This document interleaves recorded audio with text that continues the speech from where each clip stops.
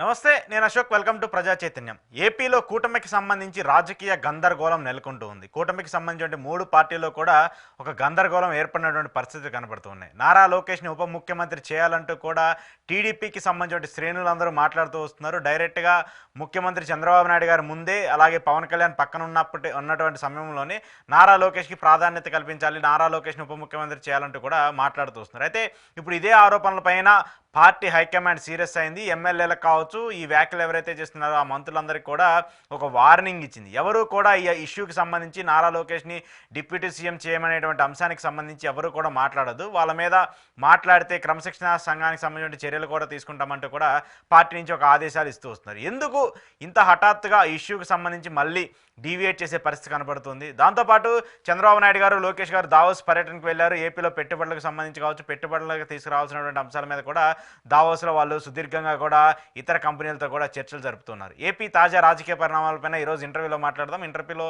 నాతో పాటు పార్టిసిపేట్ చేస్తున్నారు అనలిస్ట్ పురుషోత్తం రెడ్డి గారు. పురుషోత్తం రెడ్డి గారు, నమస్తే. నమస్తే అశోక్ గారు. సార్, ఏంటి first of all Pawan Kalyan garu deputy CM ఆయన ఉన్నారు, ఇంకో డిప్యూటీ సీఎంని తీసుకురావాలని చెప్పేసి ఇంకొక వ్యాఖ్యలు జరుగుతున్నాయి. ఏం చెప్తారు దీనికి సంబంధించి? అంటే రెండు అంశాలు. ఒకటి, తెలుగుదేశం పార్టీ రాబోయే రాజకీయ అవసరాలు రీత్యా 29 ఎన్నికల్లో లోకేష్ గారి కేంద్రంగానే తెలుగుదేశం పార్టీ నడవక తప్పదు.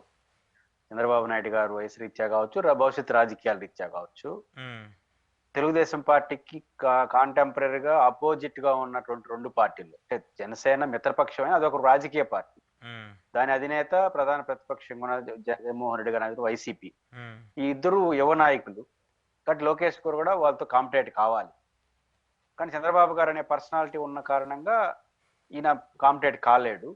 చంద్రబాబు నాయుడు గారు ముఖ్యమంత్రిగా ఉన్న నేపథ్యంలోనే తను ట్రైన్ కావాలనుకుంటున్నాడు. ట్రైన్ కూడా తన ముద్ర ఉండాలి. తన ముద్ర ఉండాలంటే పరిపాలన పైన ఉంటేనే అవుతుంది. పవన్ కళ్యాణ్ గారికి సంబంధించినంత వరకు ఆయన ఇంకొక పార్టీకి సంబంధించిన వ్యక్తి కాబట్టి కొన్ని నిర్మాణాత్మకమైనటువంటి సలహాలు, మాటలు ఆయన ఇండిపెండెన్స్ ని కాపాడతాయి కొంతకాలమైనా. ఉదాహరణకు హోంశాఖ విషయంలో మాట్లాడారు, పవన్ కళ్యాణ్ గారు అదొక రాజకీయ పార్టీగా బిహేవ్ చేస్తున్నాడు అనుకుంటారు. తిరుమల తిరుపతి ఎక్కడైనా సరే తన ఇండిపెండెన్స్ ని ప్రదర్శిస్తున్నాడు. కానీ లోకేష్ గారు ఇండిపెండెన్స్ ప్రదర్శించడానికి కూడా వీలు కాదు.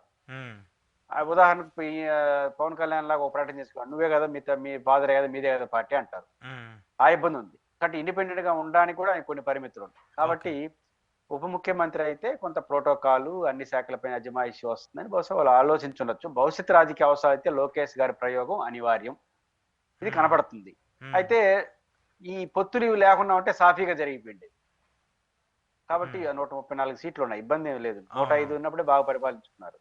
కాబట్టి ఇప్పుడు వాళ్ళకి ఆ ఇబ్బంది ఉంది. పవన్ కళ్యాణ్ గారితో ఒక ఇబ్బంది ఉంది. పవన్ కళ్యాణ్ గారితో గొడవ కాదు, అది ఒక అనివార్యం. ఎందుకంటే చంద్రబాబు నాయుడు గారితో సమానంగా ఈయన ఒక రాజకీయ నాయకుడిగా ఉన్నాడు. ఉప ముఖ్యమంత్రిగా ఉండడానికి ఏదో అడ్జస్ట్ అయినాడు. సమాజం కూడా సీనియర్ పొలిటీషియన్ కదా, ఓకే అనుకుంటారు. అందుకనే ఒకే ఒక ఉప ముఖ్యమంత్రి పెట్టారు. తెలుగుదేశం పార్టీ కూడా ప్రీవియస్ గవర్నమెంట్ లో 2-3 ఉప ముఖ్యమంత్రులు, జగన్ గారు 5 మంది పెట్టాడు. కొంత ఎస్సీ ఎస్టీ బీసీలు పెట్టారు. ఆ ఎంఎస్లు వస్తాయని తెలిసి కూడా పవన్ కళ్యాణ్ గారి కోసం అనివార్యంగా ఒకరినే పెట్టారు. ఎందుకంటే పవన్ కళ్యాణ్ గారి అస్తిత్వాన్ని కాపాడుకోవాలి కాబట్టి. ఇప్పుడు అది భిన్నంగా పరిస్థితి వచ్చింది. కాబట్టి పవన్ కళ్యాణ్ గారు అనివార్యంగా దీంట్లో కొంత అసౌకర్యానికి ఫీల్ అయ్యే అవకాశం ఉంది. దీని దృష్టిలో పెట్టుకొని తెలుగుదేశం పార్టీ ఎలాంటి స్టెప్స్ తీసుకుంటుందో చూడాల్సిన అవసరం. ఆల్రెడీ తీసుకుంది కదా, ఆల్రెడీ తీసుకుంది. ఎవరిని మాట్లాడొద్దని చెప్పింది. దీనికి సంబంధించినటువంటి ఇది అసలు అవసరమైన వ్యవహారం కాదు, మీరు అనవసరంగా రాజకీయాల కోసం మాట్లాడుతున్నారు, దీని మీద ఎవరు మాట్లాడొద్దంటూ కూడా పార్టీ కేంద్రాధిష్టానం కూడా ఒక లెటర్ని రిలీజ్ చేసింది పార్టీ నేతలకు సంబంధించి కూడా. ఉండొచ్చు. జనరల్ గా ఎలా ఉంటాయంటే రాజకీయాల్లో ఒక పల్స్ చూసినారు. లోకేష్ గారిని ఉప ముఖ్యమంత్రి చేస్తే ఎలా ఉంటుంది అనే ఒక పల్స్ చూశారు. ఇప్పుడు పవన్ కళ్యాణ్ గారు రియాక్షన్, వాళ్ళు పల్స్ చూసే తెలుగుదేశం నుంచి, ప్రజల నుంచి కాదు. తెలుగుదేశం పార్టీ వాళ్ళు భవిష్యత్తు నాయకుడు కాబట్టి అందరూ యాక్సెప్ట్ చేస్తారు, వాళ్ళకి ఇష్టం ఉన్నా ఇష్టం లేకపోయినా. ప్రజల్లో కూడా మీ పార్టీకి ఇచ్చాం కాబట్టి ఎవరో ఒకరు పరిపాలించుకోండి అని చెప్తారు, పెద్ద పట్టించుకోరు. కానీ పవన్ కళ్యాణ్ గారు జనసేన ఎట్లా స్పందిస్తుంది, ఒక ఉప ముఖ్యమంత్రి అనే స్లోగన్ వస్తే ఎలా చూస్తుంది సమాజం అని ఒక పల్స్ చూశారు. అది తెలిసి పెద్ద నెగిటివ్ ఏం రాలేదు. కానీ ఏదో ఒక రోజు అయితే ఉప ముఖ్యమంత్రి అనేది 5 ఏళ్ల కాలంలో లోకేష్ గారిని ముందుకు తీసుకొచ్చి ఎస్టాబ్లిష్ చేస్తారు. వీలైనంత వరకు ఎర్లీగానే చేసే ఆలోచనలో వాళ్ళు ఉన్నారు. కారణం ఏంటంటే ఇప్పుడు పవన్ కళ్యాణ్ గారు 2 మార్గాలు ఉంటాయి. ఉమ్, ఆయన ఉప ముఖ్యమంత్రి చేశారనుకోండి, నాతో సమానమైన హోదా ఇంకొకరికి ఇస్తే, అవును. ఉమ్, లోకేష్ గారు అన్ని శాఖల్లో అజమాయిషీ చేస్తాడు డైరెక్ట్ గా. ఉమ్, ఇప్పుడు పవన్ కళ్యాణ్ మీరు అనొచ్చు, పవన్ కళ్యాణ్ గారు ఉప ముఖ్యమంత్రి, ఆయన కూడా చేయొచ్చని. అవును. టెక్నికల్ గా ఉప ముఖ్యమంత్రికి ఉమ్, అధికారం లేదు. ఉమ్, అంటే జనరల్ అడ్మినిస్ట్రేషన్ గానీ ఆయనకి ఇస్తే, ఉమ్, సాధారణ పరిపాలన ఉమ్, శాఖ, అప్పుడు ఆయన చేయొచ్చు. ఉమ్, అట్లాంటిది ఏమీ లేదు. ఉప ముఖ్యమంత్రి కొన్ని మంత్రిత్వ శాఖలు. ఉమ్, లోకేష్ గారు కూడా రేపు అట్లే ఇస్తారు. కానీ లోకేష్ గారికి ఉన్నటువంటి అడ్వాంటేజ్ ఏంటంటే, మన పవన్ కళ్యాణ్ గారు, నాదెండ్ల మనోహర్ గారు, ఇంకొకరు జనసేన మంత్రి, వీళ్ళు ముగ్గురు తప్ప అవును. మిగిలిన అన్ని శాఖలకి ఈయనొద్దన్నే వాళ్ళు పిలుస్తారు, ఉమ్, రండి సార్ రివ్యూ కానీ. ఉమ్, కానీ పవన్ కళ్యాణ్ గారికి ఆ యాక్సెప్టెన్స్ ఉండదు, అంత సొంత పార్టీ కదా. అవును. కాబట్టి రేపటి నుంచి ఆ పని ఆయన మొదలెట్టాడు అనుకోండి, పవన్ కళ్యాణ్ గారికి ఇరిటేషన్ కదా, ఆయన పోలేక ఈయన పోతా ఉంటే ఇబ్బంది వస్తుంది. అందువల్ల పవన్ కళ్యాణ్ గారు ఏం చేస్తాడు అనేది ఫస్ట్ పాయింట్. ఓకే. రెండో పాయింట్, అలాగని పవన్ కళ్యాణ్ బయట వెళ్ళిపోయి ఏం చేయాలి ఇప్పుడు? ఉమ్, వాళ్ళు ఆయన మీద ఆధారపడిన ప్రభుత్వం కాదు కదా. ఉమ్, 2/3 మెజార్టీ తెలుగుదేశానికి ఉంది, డంపింగ్ మెజార్టీ 134 ఉంది. ఉమ్, వెళ్ళిపోతే చేసేది ఏం లేదు. ఉమ్, కాబట్టి అదే రెండోది, వెళ్ళిపోయారనుకోండి, పవన్ కళ్యాణ్ గారు నిలబడాలి కదా, ఇంకా 4 ఏళ్ళు నిలబడాలి. అవును. ఒక పక్క అధికార పార్టీ కూడా, ఇంకో పక్క జగన్ గారు ప్రతిపక్షంలో ఉన్నారు. ఉమ్, ఇప్పుడిప్పుడే అధికారం కొంచెం వాసన చూస్తున్నారు, పవర్ ని అవన్నీ, కేడర్ అంతా కూడా మాకేదో వస్తుందని ఆశిస్తున్నారు. ఈ తటికి మనం పోయినాడు అనుకోండి, ఉమ్, 4 ఏళ్ళు నిలబడతారు వాళ్ళు. ఉమ్, కాబట్టి ఎంత నిలబడతారో చూద్దాం, ఎంత దూరం వెళ్తుంది పవన్ కళ్యాణ్, ఇవన్నీ స్టెప్స్ ఉమ్, పల్స్ చూస్తున్నారు. ఉమ్, అయితే ఎందుకు పల్స్ అంటున్నానంటే, మాట్లాడిన వాళ్ళు ఏమో అనాయకులు కాదు. అవును. పెద్ద పెద్ద నేతలు అందరూ. పొలిట్ బ్యూరో సభ్యుడు శ్రీనివాసరెడ్డి గారు. ఉమ్, శ్రీనివాసరెడ్డి గారు జనరల్ గా సౌమ్యుడు, ఆయన వివాద రహితుడు, మామూలుగా కడపలో అందరితో బాగుంటాడు. ఉమ్, ఆయనలోటి ఎన్ని వచ్చినాయంటే, ఒక ఆలోచనతో లేకుండా ఏదో హడావుడిగా చేసే మనిషి అయితే కాదు కదా. అవును. రెండోది, పొలిట్ బ్యూరో సభ్యుడు చంద్రబాబు గారు ఆయన దొరకడా. జగన్ గారు అయితే యువతతో మాట్లాడడానికి చెడ్డ పేరు, చంద్రబాబు గారు అందరితో మాట్లాడుతూ ఉంటాడు. అవును. అందులో పొలిట్ బ్యూరో మెంబర్. ఎప్పుడైనా చంద్రబాబు గారు చెవులో పడచ్చు కదా, లోకేష్ గారిని చేస్తే బెటర్ అని. సోమిరెడ్డి చంద్రమోహన్ రెడ్డి ఫోన్ లో కూడా మాట్లాడగలరు చంద్రబాబు నాయుడుతో. ఇప్పుడు మాట్లాడిన పెద్ద మనుషులందరూ డైరెక్ట్ గా చంద్రబాబుతో లింక్ ఉన్నవాళ్ళు. ఉమ్, వాళ్ళు మాట్లాడుతున్నారంటే ఏదో చంద్రబాబు గారు చెప్తే మాట్లాడినట్టు కాదు. అది మొత్తం తెలుగుదేశంలో ఈ చర్చ నడుస్తుంది. లోకేష్ గారిని ఉమ్, ఎస్టాబ్లిష్ చేయక తప్పదు ఆల్టర్నేటివ్ లీడర్ గా, ఇప్పుడే ఇది మంచి సమయం. ఉమ్, అదే 2-3 ఏళ్ల తర్వాత ఈ ప్రయోగం చేస్తే, ఒక పవన్ కళ్యాణ్ కోపం వచ్చింది అనుకోండి, వెళ్ళిపోవడానికి ఇది ఒక మంచి కారణంగా చూపిస్తాడు, ఉమ్, ఇట్లా చేస్తారా అని. కాబట్టి 2-3 ఏళ్ల తర్వాత కూడా ఇప్పుడే ప్రయోగం చేసినాడు, ఆయన పోలేడు. ఉమ్, కాబట్టి ఇవన్నీ ఇది ప్రయోగాత్మకంగా ఫస్ట్ స్టెప్ ఇది. ఉమ్, కాబట్టి మళ్ళీ పెద్ద మనుషులుగా ఆపుతారు, మళ్ళీ ఇంకో రోజు మళ్ళీ మొదలెడతారు. ఇంక చంద్రబాబు చెప్పినా వినవు అని చెప్పే స్టేట్మెంట్లు వస్తాయి మళ్ళీ రేపటి నుంచి. ఉమ్, ఇప్పుడే రాదు కానీ కొంచెం అటు ఇటుగా వస్తాయి. అంటే ఒక్కసారి పొగ రాకపోయినా, నిప్పు లేకపోయినా పొగ రాదన్నట్టు ఒకసారి అయితే ఈ అంశాన్ని అయితే రగిల్చి వదిలేశారు కదా. ఖచ్చితంగా లోకేష్ ని ఆల్టర్నేటివ్ లీడర్ గా పెట్టాలి. ఉమ్, మనకు చంద్రబాబు నాయుడు గారి రాజకీయ వారసుడుగా అందరూ యాక్సెప్టెడ్, ఇంకా ఆయన తప్ప ఎవరున్నారు, అవును. ఒకే కొడుకు. సో అది చంద్రబాబు నాయుడు గారు ముఖ్యమంత్రి అయిపోయి ఈ టర్న్ అయిపోయిన 29లో మళ్ళీ గెలిచి పెడదామంటే అది వికటిస్తుంది ప్రయోగం. ఓడిపోతే మళ్ళీ సమస్య, గెలిచినా కూడా రేపు ఎట్లుంటుందో చెప్పలేము, ఇన్ని ఇబ్బందులు ఉన్నాయి. కాబట్టి పవన్ కళ్యాణ్ గారి సారథ్యంలో నడవడం కుదరదు కదా ఎల్లకాలం. వీళ్ళందరూ రేపు ఆయన ఎలా ఉంటాడో తెలియదు, ఇండిపెండెంట్ పార్టీ కదా. కాబట్టి లోకేష్ గారిని ప్రయోగం చేయాలనే చర్చ నడుస్తుంది. కాబట్టి కొంచెం ఉత్సాహంగా ఉంటుంది, ఎందుకంటే ఆ చర్చ ఉంది పార్టీలో. లోకేష్ గారు ముఖ్యమంత్రి అని చంద్రబాబు కూడా ఫీల్ కాడు, ఇంకొక రెడీతో కొడుకే కదా. ముఖ్యమంత్రిని చేస్తే తప్పేంటంటే కూడా ఆయన ఏం ఫీల్ కాడు, తన కొడుకే, తన భవిష్యత్తు వారసుడు ఆయనే కాబట్టి. రెండోది, ఇంకా కొంతమంది ఉంటారు కదా, లోకేష్ గుడ్ లుక్ లో పడాలని ఇదే మంచి అవకాశంగా తీసుకుని ఎక్కువ కూడా మాట్లాడతారు. అంటే ఈ 2 కారణాలు నీతో ఉండొచ్చు. ఏంటి బీజేపీ రాజకీయం ఏంటి, ఎవరికన్నా అర్థమవుతుందా, లేదంటే వీళ్ళందరినీ కూడా వెనకాలండి ఆడిస్తుందా? చిరంజీవి గారిని మొన్నేమో ప్రధాని మంత్రి మోదీ ఢిల్లీలో సంబంధించి అక్కడ ఆయన చిరంజీవి గారు వచ్చారు, నిన్న అమిత్ షా గారికి సంబంధించి అక్కడ పరిస్థితులను చూసాం. ఏం జరుగుతుంది, వీళ్ళు ఏం చేయబోతున్నారు బీజేపీ ఏపీలో?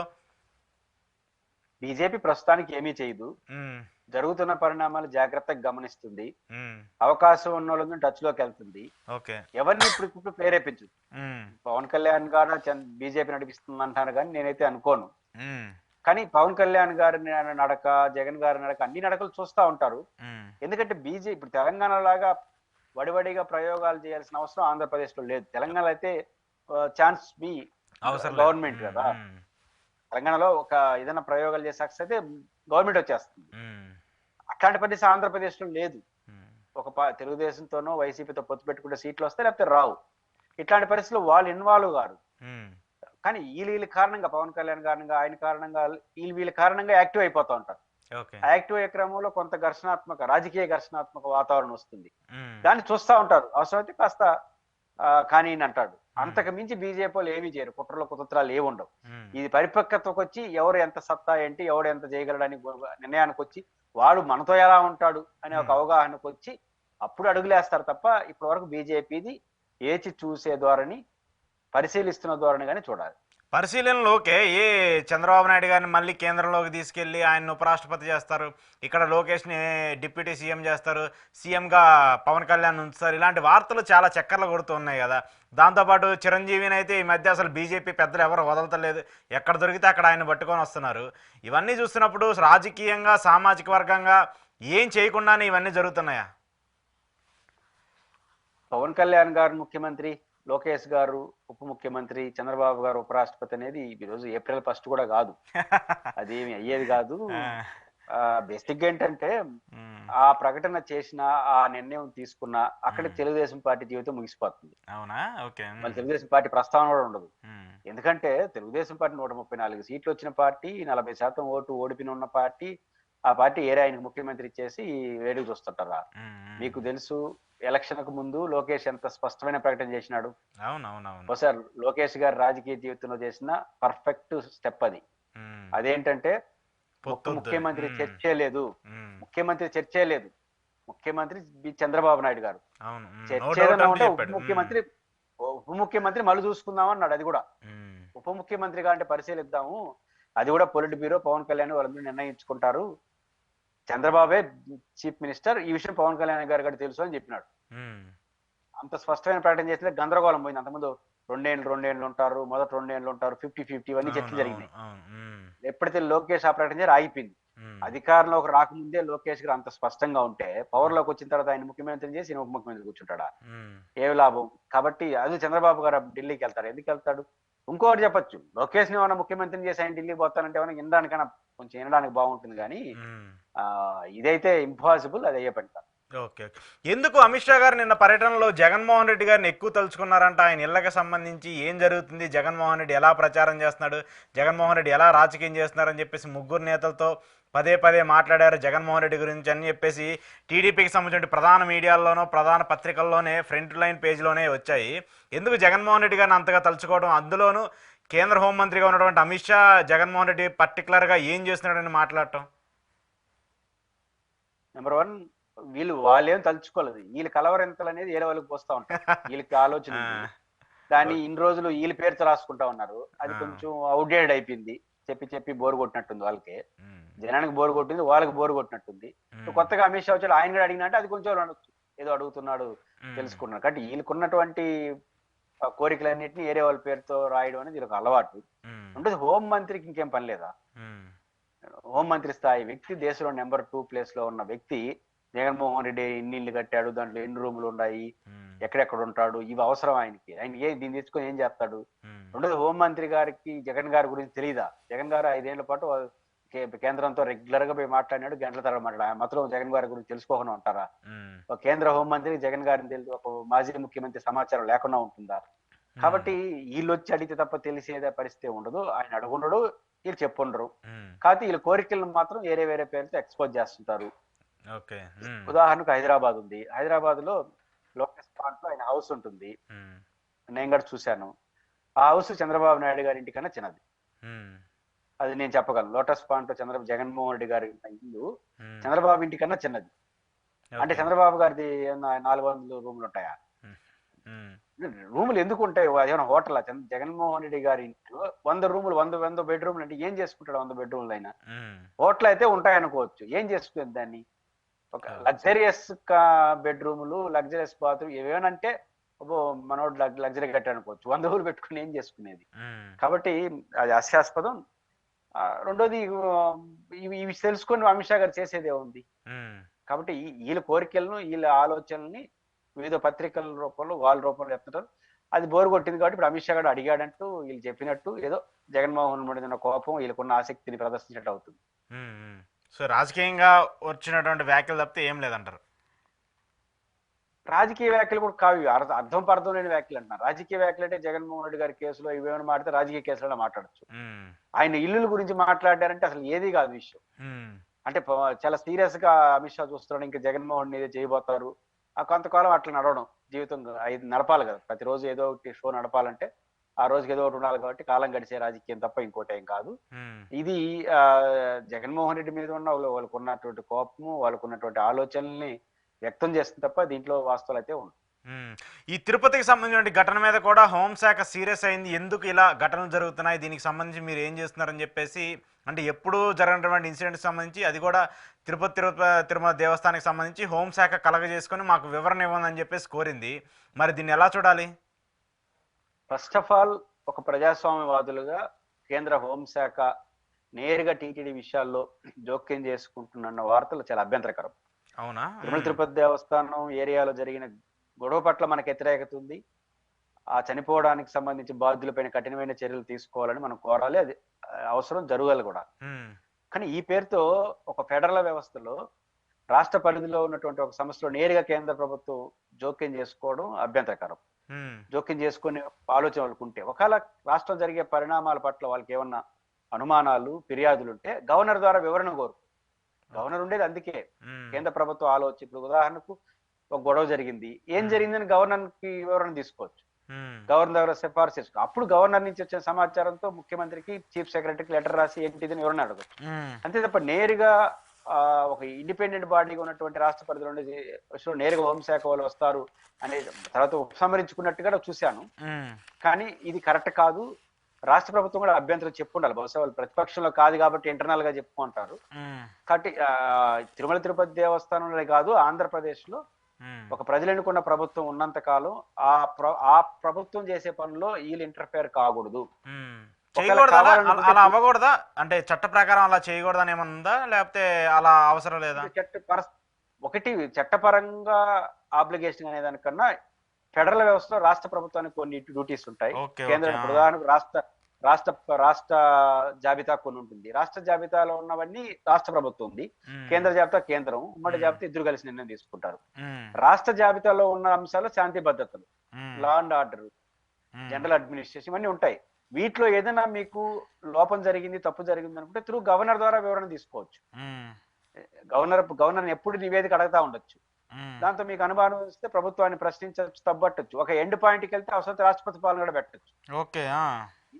కానీ ఒక పద్ధతి ప్రకారం జరగాలి. కానీ నేరుగా హోంశాఖకు సంబంధించిన అధికారులు వచ్చి టీటీడీ ఈఓతో మాట్లాడతానని చెప్పడం అనేది కరెక్ట్ కాదు. ఉమ్, ఇది ఫెడరల్ వ్యవస్థలో మంచి పద్ధతి కాదు. మీరు అనుమానం ఉంటే డైరెక్ట్ గవర్నర్ అడగండి. ఇంకా ఈ ప్రభుత్వం చేయలేదని నమ్మకానికి వస్తే అవసరం రాష్ట్రపతి పాలన పెట్టచ్చు. ఓకే, అంతే ఓకే. తప్ప ప్రభుత్వానికి సంబంధం లేకుండా నేరుగా వచ్చి ఈ వ్యవస్థలో జోక్యం చేసుకుంటే అది అనుచితం అవుతుంది. అది కరెక్ట్ కాదు. రాష్ట్ర ప్రభుత్వం అభ్యంతరం చెప్పుండాలి కూడా. బహుశా ఎందుకు వాళ్ళు చెప్పలేదు కదా? వాళ్ళు కూడా ఉపసంహరించుకోవాలి. వివరణ ఇచ్చారు కదా, లెటర్లు పంపించారు కదా, ఏం జరిగింది ఏందనేది. ఆ వివరణ ఇచ్చారంటే ఇప్పుడు బాగున్నారు కదా కలిసి. ఉమ్, అదే ఇప్పుడు మీకు గుర్తుందా, సిబిఐ నీ రాష్ట్రంలో రాకూడదని చట్టం అవును, అవును, చేసింది. అవును, అవును, అవును. ఉమ్. చంద్రబాబు నాయుడు గారు సిబిఐ రాకూడదు అనుకుంటే నేరుగా టీటీడీ దగ్గరికి ఎట్లా ఒప్పిస్తాడు? ఇప్పుడు బాగున్నారు, పరిస్థితులు బాగున్నాయి, ఆ, ఏదో జరిగిపోయింది, దాన్ని సరిదిద్ది అలాగని చూడండి. ఆ, ప్రశ్నించలేదు కానీ రాకుండా అయితే ఆపినారు కదా. అవును. ఉమ్, ఖచ్చితంగా ఇది రాష్ట్ర ప్రభుత్వానికి మచ్చ అవుతుంది కాబట్టి ఆయన ఆపాడు. ఓకే. అది కరెక్టే. కానీ ఇది బహిరంగంగా కూడా చెప్పాలి. ఉమ్, కేంద్ర ప్రభుత్వం కూడా ఇట్లాంటి సాహసాలు అయితే చేయకూడదు. ఉమ్, చంద్రబాబు నాయుడు గారు మౌనానికి కారణం కలిసి ఉన్నారు, బాగున్నారు. ఉమ్, లేకపోతే ఆయన విజృంభణ మామూలు ఉండదు. దేశవ్యాప్తంగా ఇలా చర్చ పెడేసి ఉంటాడు. ఉమ్, అసలు రాష్ట్ర ప్రభుత్వ వ్యవహారాలు ఎట్లా జరుగుతాయి. నిజానికి కరెక్ట్ కూడా అది. రాష్ట్ర ప్రభుత్వ రోజువారీ వ్యవహారాల్లో కేంద్రం జోక్యం చేసుకోవడం తప్పులు సమర్థించడం కాదు. ఉమ్, ఇక్కడ జరుగుతుంది తప్పుడు. ఉదాహరణకు ఇప్పుడు అక్కడేదో ఫైర్ యాక్సిడెంట్ జరిగింది ఉత్తరప్రదేశ్ లో, నేరుగా హోంశాఖ వచ్చేస్తుంది, రాదు కదా. కానీ ప్రధానమంత్రి మాట్లాడినాడు, మీకేం సహాయం కావాలో చెప్పండి, ఏం చేస్తారు, అది కరెక్ట్. తిరుమల తిరుపతి దేవస్థానం ప్రధానమంత్రి ఆ రోజు ఉన్నాడు, స్పందించాడు, దాని పట్ల తన అభిప్రాయం వ్యక్తం చేశాడు, ప్రభుత్వానికి అండగా ఉంటారన్నాడు. ఉమ్, అది కరెక్టే.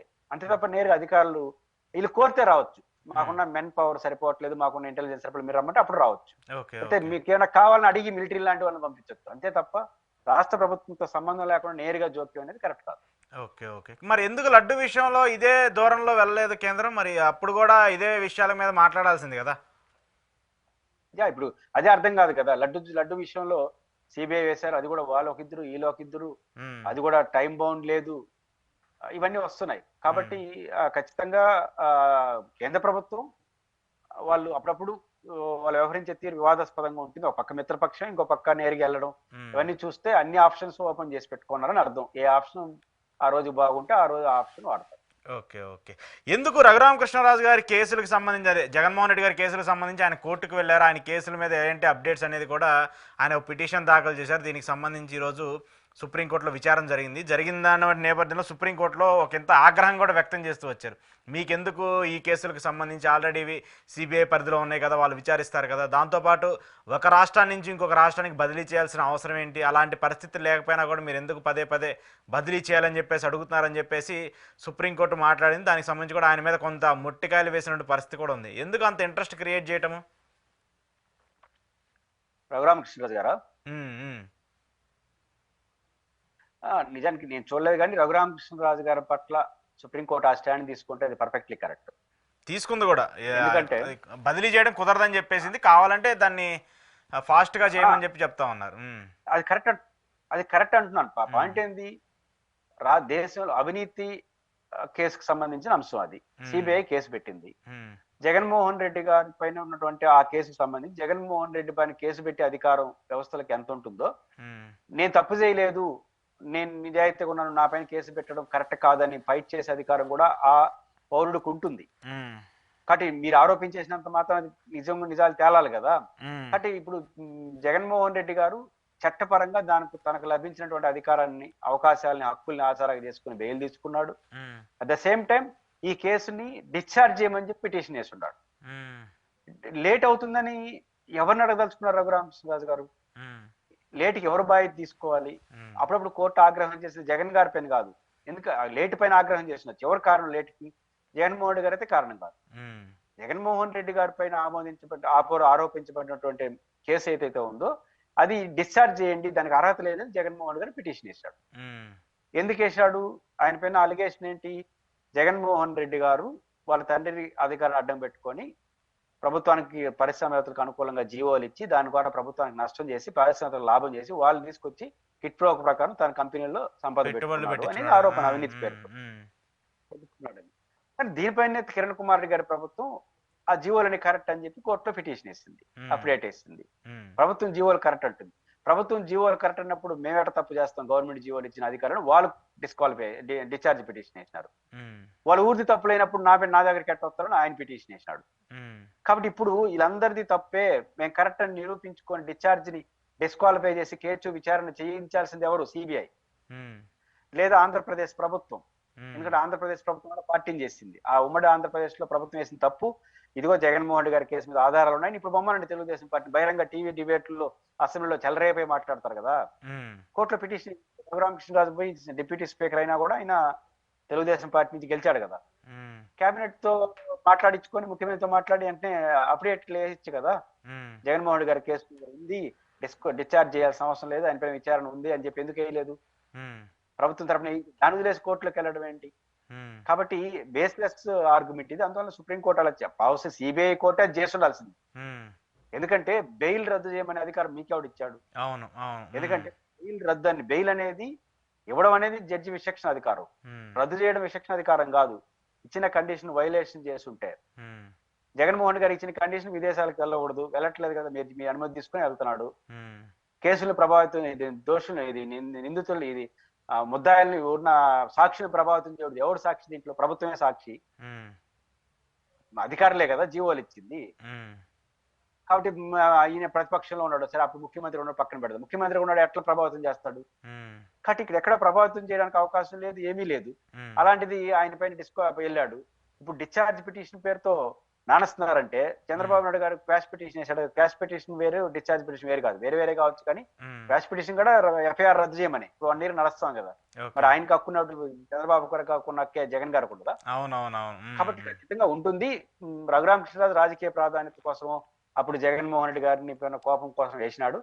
ఇది ఎప్పుడో ఉన్న కేసు ఇప్పుడు వచ్చినట్టుంది, ఇప్పుడు కొత్తగా ఏం వేసినట్లే, పాత కోపాలని అది కంటిన్యూ అయినాయి.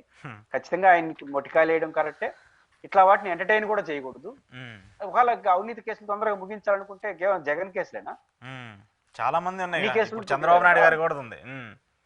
ఫాస్ట్ ట్రాక్ కోర్టులు పెట్టి అందరినీ తొందరగా 1 year టైం జస్టిస్ రమణ గారు ఇచ్చిన తీర్పును ఆధారంగా చేసుకొని ఫాస్ట్ ట్రాక్ కోర్టులు పెట్టేసి తొందరగా ఎవరు తప్పు చేశారు రాజకీయం వాళ్ళంతా పైన శిక్ష చేసుకోండి. కానీ జగన్ కేసులు మాత్రం జరగాలంటే మీకు రాజకీయ ఉద్దేశం ఉంది కాబట్టి దాన్ని గమనించింది కాబట్టి కోర్టు అట్లాంటి తీర్పు ఇచ్చే అవకాశం ఉంటుంది. ఓకే, కంక్లూడ్ చేస్తూ చంద్రబాబు నాయుడు గారు దావోస్ పర్యటనకి వెళ్ళారు. అక్కడ పెట్టుబడులకు సంబంధించి కావచ్చు, రాష్ట్రానికి రావాల్సిన కంపెనీలకు సంబంధించి కావచ్చు మాట్లాడుతూ వస్తున్నారు. అయితే ఇక్కడ వాదన ఏమొస్తుందంటే మళ్ళీ జగన్మోహన్ రెడ్డి రారని చెప్పేసి గ్యారంటీ ఇచ్చి కంపెనీలను తీసుకొస్తారని చెప్పేసి వైసీపీ శ్రేణులు మాట్లాడుతూ వస్తున్నారు. ఎందుకంటే ఇటీవల ఏపీలో జరిగినటువంటి ఒక పారిశ్రామికవేత్తలకు సంబంధించిన సమావేశంలో కూడా జగన్మోహన్ రెడ్డి రారు అని చెప్పేసి మాట్లాడారు కదా. ఇప్పుడు ఏం చెప్తారంటే కూడా చెప్తున్నారు. ఏం చెప్తారు దీనికి సంబంధించి? రెండు దావోస్ పర్యటన మంచిదే, ఎందుకంటే ప్రపంచ పారిశ్రామిక దేశాలు ఉంటాయి కాబట్టి మనం ఎక్స్ప్లోర్ చేయడానికి కానీ ఏదైనా అవకాశాలు అందిపుచ్చుకోవడానికి అవకాశం ఉంటుంది. అయితే బేసిక్ గా ఒక పరిశ్రమలు రావడానికి 90% కారణం ఆ రాష్ట్రంలో ఉన్న పరిస్థితులు, ఆ రాష్ట్రంలో ఉన్న మౌలిక వస్తువులు, వాతావరణ పరిస్థితులు, రాజకీయ పరిస్థితులు, ఇట్లాంటి శాంతి భద్రతలు ఇవన్నీ దృష్టిలో పెట్టుకుని పరిశ్రమలు వస్తాయి. కాబట్టి 90% మన ఇల్లు బాగుండాలి అంతే. 10% ఇటు యాడ్ అవుట్. లోకేష్ గారు చంద్రబాబు గారు యాడింగ్ కోసం, ఇది మొదటి అంశం. రెండో అంశం ఏంటంటే ఇంకా ఈ పారిశ్రామికలు ఏ కనీసం పరిజ్ఞానం ఉండడు అడగడు. జగన్ రాడు, ఇంకొకరు రాడు, ఇంకొకరు అడగరు, వాళ్ళు అడగరు, వీళ్ళే చెప్తున్నారు కదా. రెండో అంశం వీళ్ళే దానివల్ల ఏమైనా మిస్ఫైర్ అయింది. ఎక్కువ అనవసరమైన విషయాల్లో మాట్లాడితే ఎట్లా ఉంటుంది. ఇప్పుడు లోకేష్ గారు కానీ ఇంకొకరు కానీ అట్లా మాట్లాడాల్సింది కాదు. మాట్లాడితే ఏం డౌట్ వస్తుంది? రెండు వస్తాయి. అసలు ఏ పారిశ్రామిక అడుగుతాడా, అది సాధ్యమా? రెండోది ఎవరి చేతిలో ఉందా రాసిచ్చేదానికి, ఒక రారనేసి, ఇది మొదటి అంశం. రెండో అంశం నాలాంటి వాడు ఏమంటాడు, వాళ్ళు అడిగారు కదా మీరు పవన్ కళ్యాణ్ కలిసి బాండ్ పేపర్ రాసియండి, మమ్మల్ని నమ్మండి, ఇంక జగన్ రాని ఆంధ్రప్రదేశ్ లో చెప్తారు కదా. లాస్ట్ టైం 11, ఈసారి తొక్కితే 1 వస్తున్నాను కదా పవన్ కళ్యాణ్. ఇవన్నీ ఆల్రెడీ చెప్పేసి ఉన్నాము, ఈసారి జగన్కి వచ్చేది 1, భయపడద్దండి, మేము ఉన్నామని రాసియండి బాండ్ పేపర్, ఎవరు వద్దండి. కానీ మీరు రాసి ధైర్యం ఉంటే రాయించండి బాండ్ పేపర్, ఇబ్బంది ఏం లేదు. మళ్ళీ బయట ఎందుకు చెప్పుకోవడం?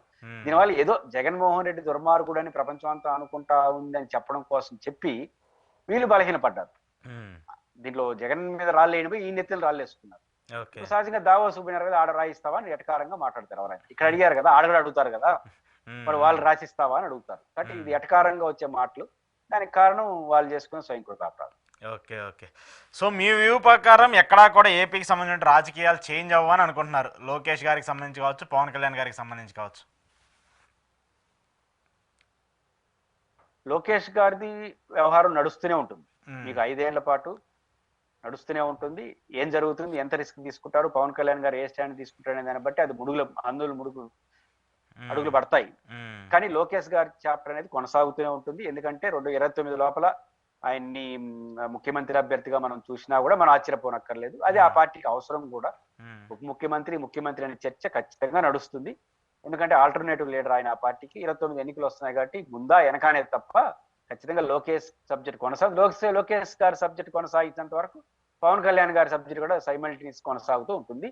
సో లోకేష్ గారి చుట్టూనే ఈ కూటమి ఐక్యంగా ఉండడమా, వేధించుకోవడం అనేది జరుగుతుంది. ఇట్లాంటి డిస్టర్బెన్స్ అన్ని కూడా లోకేష్ గారి చుట్టూ నడుస్తాయి. Right sir, thank you very much. ఇది ఈరోజు పురుషోత్తం రెడ్డి గారితో స్పెషల్ ఇంటర్వ్యూ. చూస్తూనే ఉండండి ప్రజా చైతన్యం.